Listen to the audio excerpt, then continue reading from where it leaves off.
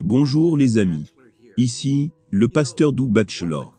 Vous savez, l'une des questions que nous recevons plus que toute autre, en cette période de l'année, est « Est-ce que les chrétiens doivent célébrer la fête de Noël ?» Donc je vais prendre quelques minutes pour aborder cela très rapidement. Premièrement, il n'y a rien dans la Bible qui dit que Jésus est né le 25 décembre. En fait, nous pouvons être presque sûrs qu'il n'était pas né à cette période de l'année. Principalement à cause de 3 raisons. L'une d'elles est que vous n'aurez pas des bergers au dehors, dans les champs, à cette période froide de l'année, au nord de l'hémisphère. Le climat en Israël est presque comme ici, dans le nord de la Californie. Et autour du 25 décembre, il fait froid, il fait humide, il n'y a presque pas d'herbe dans les champs. Et donc ça c'est une chose. Une autre chose est que les Césars ne vont pas émettre des taxes qui vont amener les gens à voyager dans le froid et le moment le plus sombre de l'année, dans leur lieu d'origine, pour qu'ils puissent se recenser pour payer plus d'impôts. Ils le feront habituellement quand il y a des cultures dans les champs, car c'est beaucoup plus pratique. Donc c'est très peu probable que César Auguste ait émis cette taxe pendant cette période. Et la 3e raison, qui je pense est la meilleure raison. Nous sommes sûrs quand Jésus est né, parce qu'on nous dit dans Luc chapitre 3, que Jésus fut baptisé, quand il entamait ses 30 ans d'âge. La raison pour cela, le roi David a commencé à régner à 30 ans. Joseph a commencé à diriger l'Égypte quand il avait 30 ans. Un prêtre ne pouvait pas commencer sa prêtrise avant d'avoir atteint l'âge de 30 ans. Christ commence son ministère aux alentours de ses 30 ans d'anniversaire, et il fut baptisé. Maintenant, nous ne connaissons pas le jour exact, mais nous savons combien de temps il a exercé son ministère, et nous savons quand il est mort. Jésus est mort au printemps pendant la Pâque. 3 ans et demi plus tard. Donc si simplement on commence à compter à rebours, 3 ans et demi, de quand il est mort, et il est mort au printemps, il est probablement né à l'automne. Donc, d'où vient la date du 25 décembre? Il est assez clair que cela ne vient pas de la naissance de Jésus. En fait, vous pouvez lire dans l'encyclopédie catholique, il est dit « Noël ne fait pas partie des toutes premières festivités de l'Église ». Irénée et Tertullien l'ont omis parmi leur liste des festivités chrétiennes. Et ces auteurs vivaient au IIIe siècle, après Jésus-Christ. Donc, jusqu'à l'an 400 après Jésus-Christ, aucun chrétien ne célébrait la Noël, aux environs du 25 décembre. Donc que s'est-il passé? Bien, ce n'est pas quelque chose de vraiment astronomique quand on y pense. Le solstice d'hiver est aux alentours du 21 décembre, 22. C'est-à-dire que cela va être le jour le plus court de l'année. Les jours continuent à être courts, de plus en plus courts, jusqu'à ce qu'on arrive au 21. Puis on a comme un temps stable pendant environ 3 jours, où on ne voit réellement pas de changement dans la journée. Le jour commence à être notablement plus long aux alentours du 25. Donc dans tout l'hémisphère nord, et dans de nombreuses cultures, c'était le temps de diverses célébrations. Oui, certains l'utilisent pour l'adoration du soleil. Certains le font parce que c'est le temps de l'agriculture. Certains le célèbrent parce que comme les jours commencent à être de nouveau plus longs, ils sont juste heureux. C'était de plus en plus sombre, ça va maintenant devenir de plus en plus lumineux. Même ici dans les Amériques, parmi les Indiens, dans l'hémisphère nord, tout le monde sait que les jours vont commencer à être de plus en plus longs, aux alentours du 25 décembre. Donc quand l'Église a commencé à essayer de se choisir une date pour célébrer la naissance du Christ, ils ont dit, eh bien, cela sera une bonne période. Et nous pourrons exploiter le fait que beaucoup de nations païennes prennent ce temps comme vacances. Vous pouvez même regarder parmi certaines des nombreuses festivités. Les Romains avaient Saturnalia. Les Scandinaves avaient le Yule. Les légendes abondent à propos de certaines des anciennes divinités qui sont nées autour du 25 décembre. Vous avez Krishna Vishnu, Mitra, qui est Mitra, Horu, Hercule, Bacchus, Tamu, Indra, Bouddha, juste partout dans l'hémisphère nord, comme je l'ai dit. Donc, ils ont choisi cette période, parce qu'ils ont pensé que ce serait la meilleure période, où ils pourraient essayer d'évangéliser certains de ces païens. Les sauver pour le royaume. Je ne pense pas que ce soit la meilleure raison, pour choisir une date. Mais c'est sûr que je les comprends. Par exemple, si je vais en Chine, et que j'y tiens une réunion d'évangélisation, si je regarde le calendrier, pour trouver quand je pourrai tenir ma réunion, où ils ne seront pas en train de travailler, et seront en mesure de venir. Supposons que tous les Chinois soient pendant une semaine à la maison pour l'anniversaire de Bouddha, parce que c'est les congés.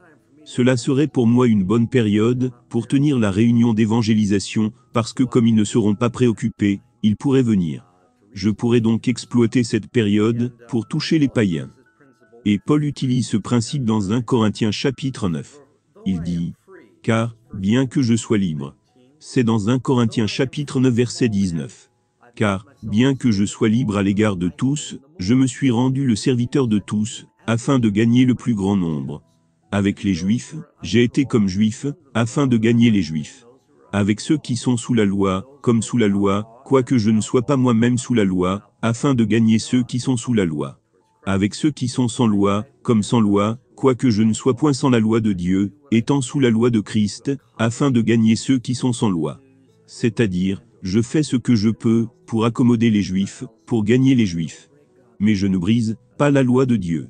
C'est ça le principe. Il dit, « J'ai été faible avec les faibles, afin de gagner les faibles.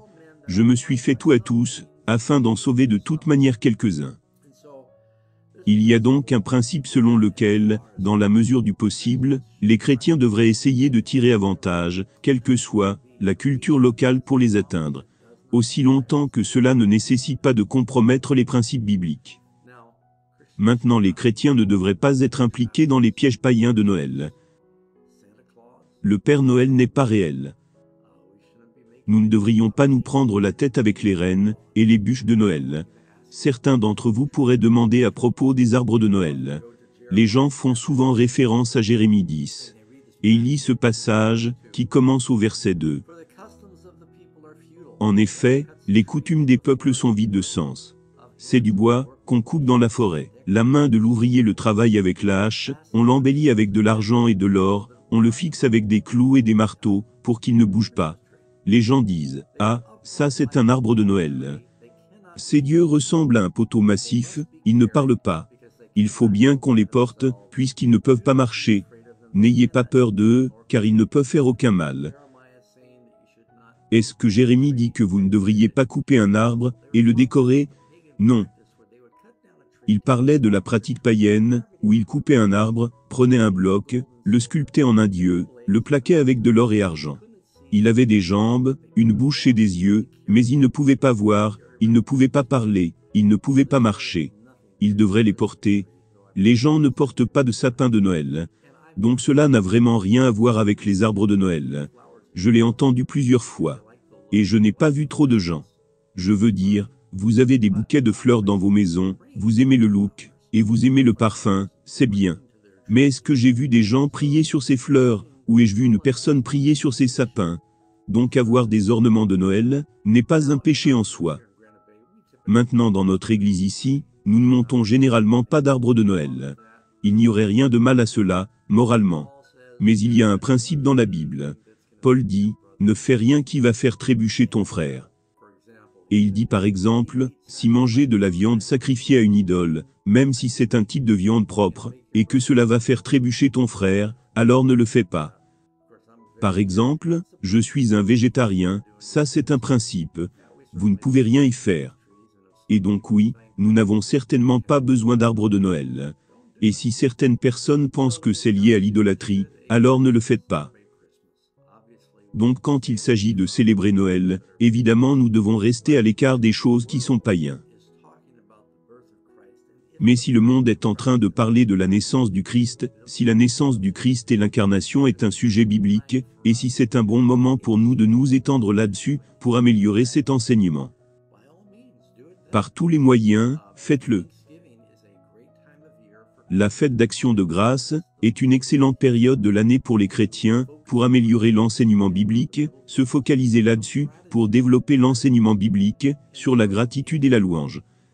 Et donc si tout le monde est en train de se focaliser, pendant cette période de l'année sur la première venue de Jésus, quelle belle opportunité pour nous de parler de la première venue de Jésus, et de les diriger sur la seconde venue de Jésus.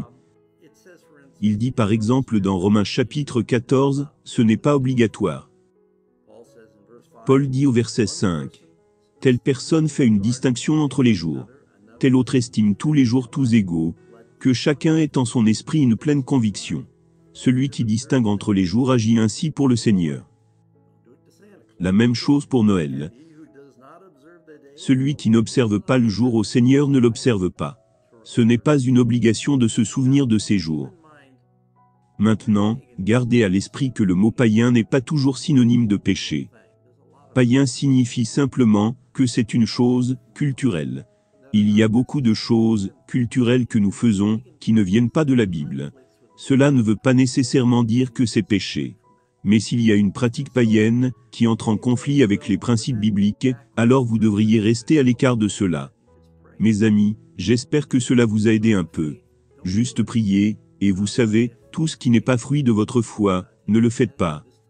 Mais si dans la foi, vous pouvez profiter de cette période de l'année, pour être un témoin auprès de vos voisins, pour partager des cadeaux, pour vous focaliser sur la première venue du Christ, et le mystère de l'incarnation, et apporter la gloire à Dieu, par tous les moyens, faites-le.